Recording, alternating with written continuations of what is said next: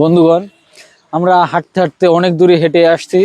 এটা হচ্ছে আমাদের বেড়ার জুট মিল।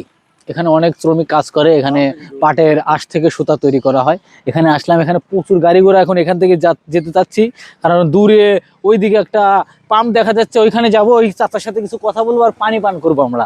আসুন আমার সাথে। আজিম তুই আয়। রাস্তাটা অনেক লম্বা আর খাল, দেখে দেখে নামিস তোরা, কারণ পড়ে যাস না। খুবই ঝামেলাজনক রাস্তা। আস্তে আস্তে আসিস রোদের মধ্যে।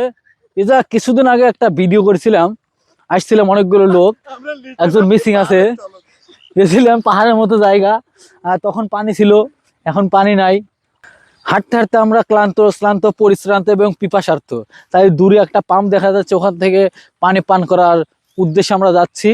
দেখা যাক যাওয়া যায় কিনা, আর পানি পান করার মতো পরিস্থিতি আছে কিনা। যদি থাকে তো আমরা পানি পান করব, আর ওইখানে একটু ভিডিও বানানোর চেষ্টা করব। দেখা যাক কি হয়। আর বন্ধুগণ, আজকে আমাদের যা হয়েছে, যানবাহনহীন আমরা ঘুরে বেড়াচ্ছি। যদিও একটা আলাদা একটা মজা আছে এর মধ্যে, কিন্তু একটু কষ্ট হয়ে যাচ্ছে, বুঝলেন। এটাকে হেঁটে বেড়ানোই যায়।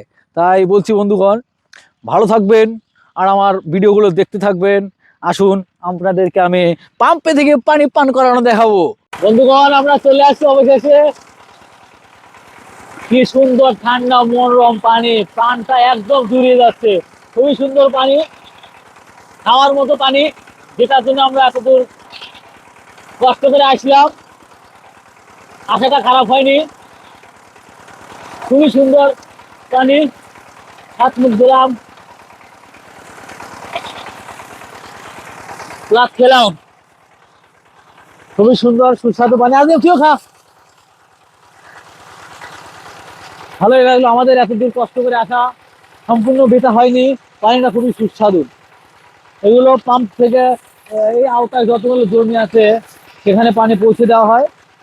এটার জন্য আলাদা চার্জ দেওয়া হয়। যাই হোক বন্ধুগণ, ভালো থাকবেন, সুস্থ থাকবেন। পরের ভিডিওতে আবার দেখা হবে। ধন্যবাদ।